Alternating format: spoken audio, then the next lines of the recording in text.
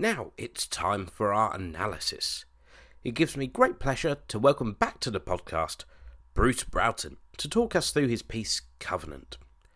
If you wish to follow the score whilst we chat, the score is available as always to purchase on the Salvation Army Music Index. So, once again, I'm joined by Bruce Broughton, who's going to be doing an analysis of one of his compositions, Covenant. It was published in 1987. So, Bruce, thank you ever so much for joining us again. It's great to have you with us. Thank you. Always good to be here. So, first of all, Covenant. What was the inspiration behind writing this piece? This piece was written a long time ago. It was published in 87. It was probably written around 1974, 75. And it was originally written for the New York Band Journal, which was a reduced version of the festival series. So I've made another arrangement for this. The New York Journal was basically a sextet. Now, I don't know what they do now. I don't know whether they still keep that tradition up or not, but it was made for 2 cornets, 1 horn, trombone, a euphonium, and a bass. And all the other parts were considered additional, but you should be able to play anything from at least the early New York Journal for those 6 instruments. So I wanted to write a piece that was not like all the other pieces, not like all the other Salvation Army pieces, not because they were bad, just because there were a lot of guys who did that well, and I figured anybody who wanted to play them could play them. That's all available. I was young. I was in my 20s or early 30s when I did this. I thought, okay, so I want to write a piece that has a lot of energy, that uses some of the stuff I've been learning here while I've been working at CBS. That's an important part. And that is very American, whatever that is. And will work with 6 instruments, that has enough power that can be played well for 6 instruments. So I use this tune, Covenant, which is an American folk tune. One of the things about Covenant that's unusual, given hymn tunes, but not unusual for tunes themselves, and not unusual at all for American tunes, is that it's a pentatonic tune. It only has five tones.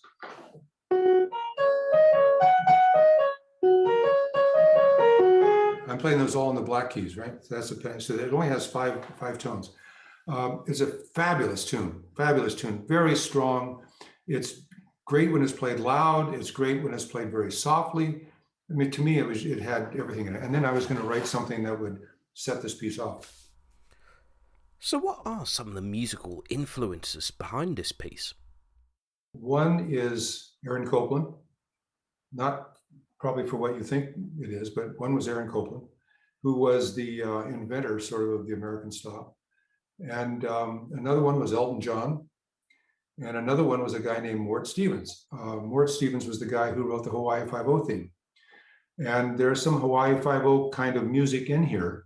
Mort was very energetic and very dramatic and very exciting when he wrote. His music was just really very, very, very inventive. And I picked up a few things, and every once in a while I would try it out myself. What I liked about Elton John was I was under the influence of his first album. I liked the way he had more than 2 or 3 chords. There was a time when pop music was still interesting harmonically, and because he was a good pianist, and you could actually tell he had some training. A lot of the moves he had I liked the way his songs worked. He also had fabulous arrangements by Paul Buckmaster, which didn't hurt at all. But the way some of his tunes, they were so melodic, and yet they just moved in a really cool way. I like that. And then Aaron Copland, the thing that I used Aaron Copland for as an inspiration was in a lot of his pieces, but specifically in a piece called Appalachian Spring, which was also made for a very small group. A lot of Appalachian Spring is only written for 1 or 2 lines. There's I don't know if I can play it.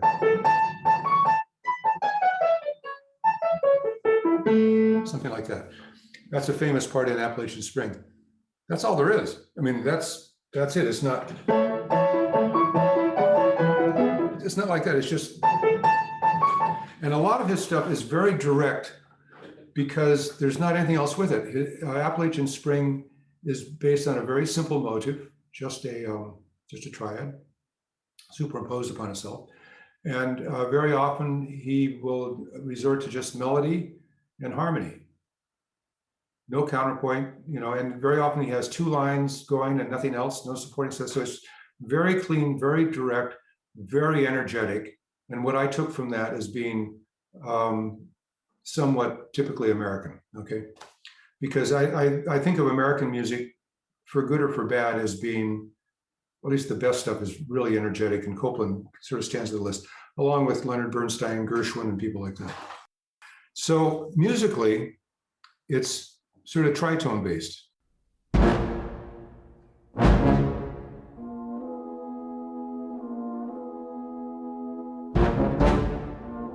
It's a major minor tritone thing. I've got the score here and I can probably fake it.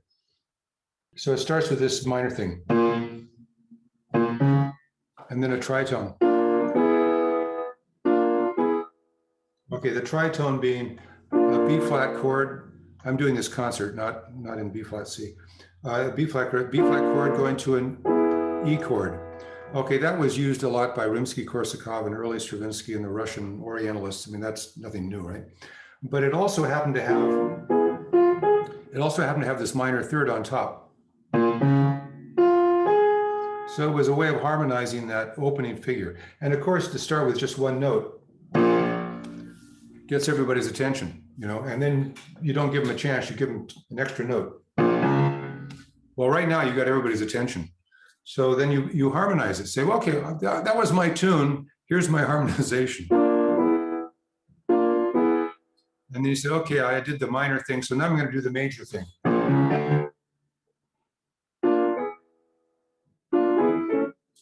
So it's the tune, it's the harmonization, and then it goes on from that. And that whole figure,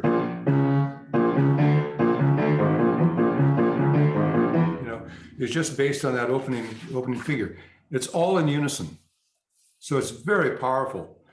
And it's in the low brass. Finally, everybody plays it. So it's just big, big, big, big. Okay, so we have 1, 2, 3, 4, 5 bars there with no harmonization, just unison. And it's powerful, it's really big. And then after that, comes this little tune.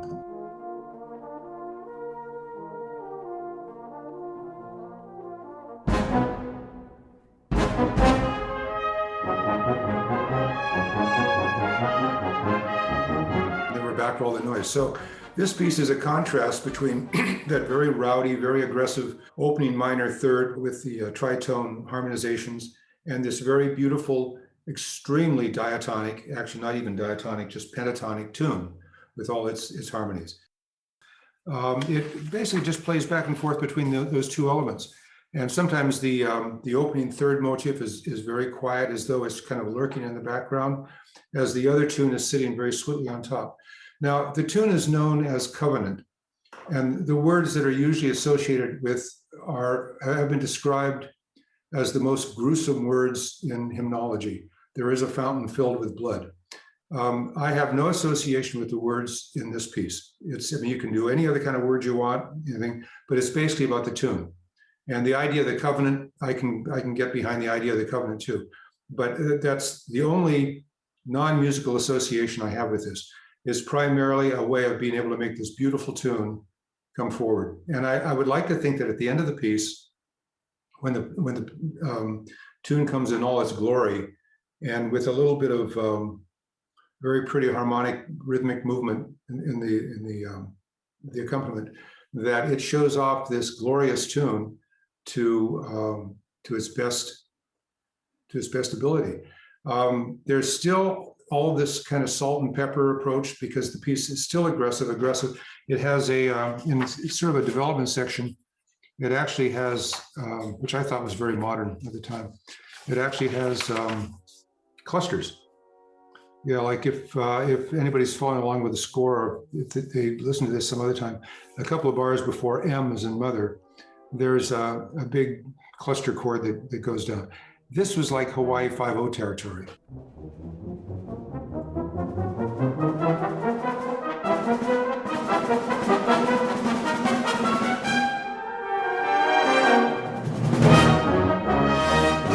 And then there's a big thing with the timpani and the snare drum going bum, bum, bum, bum, bum, bum, bum, which was a real Hawaii 5/0 lick. But I'd never seen it in a brass band piece before. So I thought, okay, so now we're going to bring that aggressive commercial world into this kind of music, because what better than a brass group to be able to play this stuff? So the percussion, I don't remember who told me this. Certainly he didn't himself, because I was too young when he passed away. But my grandfather, the composer, Bruce Broughton, was he was very good at writing marches, particularly. But I don't think percussion was a thing that he particularly knew what to do with. He gave him kind of perfunctory lines, and in those days, the snare drum was basically going bump da dum da dum da dum da da da da dum, sort of like the horns, kind of boring. And later, when I studied with Emil Soderstrom, I don't think that Soderstrom had a big appreciation of percussion, and I don't think, frankly, that anybody writing for the Army or for brass bands in general had much of an interest in percussion. They were just kind of like little things that play the rhythm that sit in the back, and it was basically a snare drum and a bass drum, usually tuned badly and sounding kind of tight and thuddy. Eventually, by the time this thing got published, timpani were being used by some people, two timpani, and because it's in the score, which I guess I put in. But in this piece and in a lot of other pieces that I did around this time, percussion became more important. It became as though it was a separate voice. And the stuff, it was not meant to be sitting in the background, just duplicating the horn section. It was meant to be actually an aggressive player, to be able to push the music. The opening of my arrangement to Hosea is like that. I think, as I remember, it starts again with this kind of Hawaii 5/0, and gets everybody off to a big start. So that was my contribution. And then after that little Hawaii 5/0 drum thing,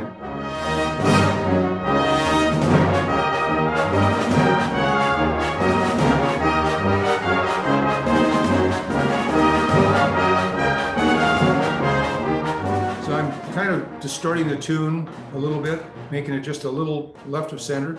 Definitely not the polite pentatonic version that it began as, with this very aggressive bass going on. The afterbeats are actually just the bass played against itself.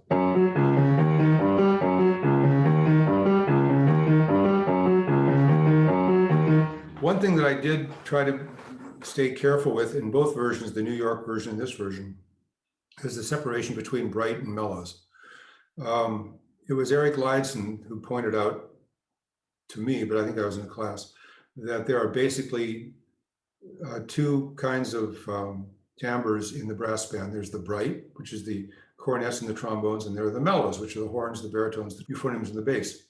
And so that's basically your contrast. It's not an awful lot. There is more contrast actually in that, though the horns are very similar to the cornets, in the brass band, they're all pretty similar. In an orchestra, the tubas and the horns sound different, but they're still bright and mellow. And I found actually in orchestration in general, even with woodwinds, there are brights and mellows. The brights would be the oboes and the bassoons. The mellows would be the clarinets and the flutes. And even in the strings, you can make a case for the violins and the cellos being the bright ones, and the violas being less bright, and the bass is least bright. So there's this, in each food group, in each category of the orchestra, and particularly in the brass band, you have this one element that you can easily play against, not to mention the variety of mutes that brass offer. Lately, it's gotten to my attention that when you use a mute, you're basically using a different sound. So I think of the mutes as being, now I do, not when I was doing this, I didn't understand it at the time. Now I think of the mutes as being really a different group. It's like you have the cornets, and then you have the cornets playing straight mutes, and then you have the cornets playing in cup mutes, and then you have the cornets playing in bucket mutes, and you have all these, harmony mutes, and you have all these different things, and they're all cornets, but they all sound very different from each other. It's kind of hard, if you didn't know what they were actually doing, it would probably be hard for somebody just listening to it on the radio to figure out what all these instruments are. And now, of course, the mutes have become so widespread, and this was not the case when this piece was written, that every instrument in the brass band has a mute. The tubas have always had mutes, but now not only the trombones and the tubas, but also even the horns. So everybody gets a chance to be somebody else. So you have even more color now to work with than we had when I was writing this piece. But now it was the brights against the mellows. There was like in this opening section,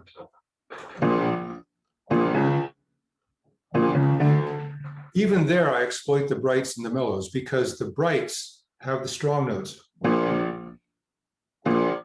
And it's the baritones, the euphonium, and the tuba, the basses that go, and they there go, whereas the trombones go. So even though there's a strong accent of this bright against a pretty rowdy mellow. So this piece is full of that competition between the brights and the mellows. Then there's a section with the tune played in a very pretty way with very simple harmonies. And you hear some of the Elton John influences kind of moving around underneath, it's all there's no counterpoint. It's all very harmonic and rhythmic, and it plays against this, what I still think is a gorgeous tune.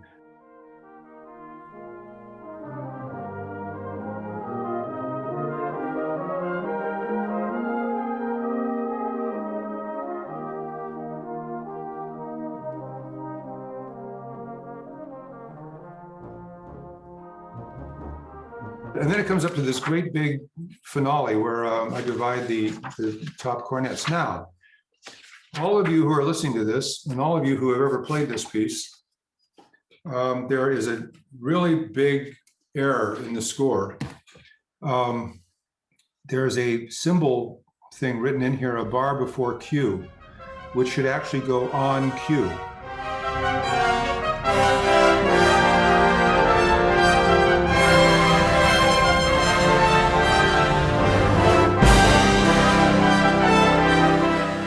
I've never really quite understood why people didn't move it, but I've heard recordings with this mistake in it. I guess they figured if the composer wrote it, he really wanted it. Well, the composer really did write it, and he really did want it, but he didn't want it there. Well done to Andrew Blythe and the Enfield Sizzle Band for correctly getting right that errata in our excerpt there. It's a really big moment. I even use fortissimo, which I rarely use. I use fortissimo, and that's where the cymbals are supposed to crash. So please, anybody who's listening and knows this piece and is planning to play it again, please make that change. Put the cymbal crash a bar later. And then it ends quickly, like a lot of these early pieces did.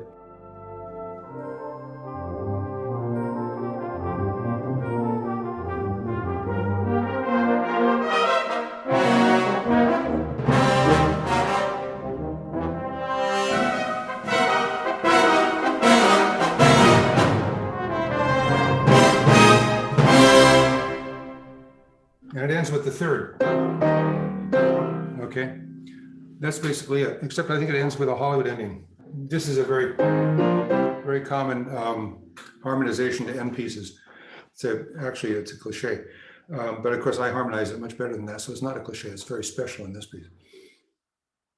That's basically Covenant.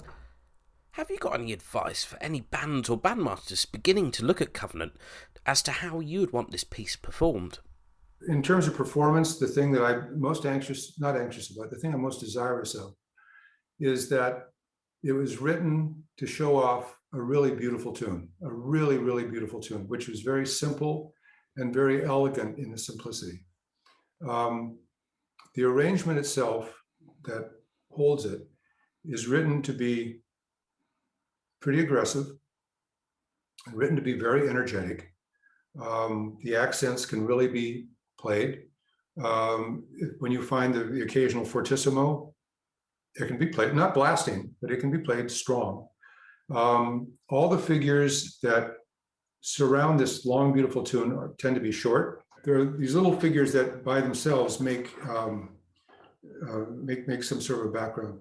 And that's basically it. If the tune ends up being beautiful and satisfying by the end, then you probably played the piece right. I've heard this piece for years, and frankly, it's one that I like. I never really got tired of it. I guess because I picked the tune really well. I'm glad that it still gets played because that means that somebody else likes it too. And I really think it still holds its own as a really unique piece, as does all the music in the history of Salvation Army music. A really, really unique and fantastic sound world. I know as a player, it's always a joy to play, and as a listener, always a joy to hear.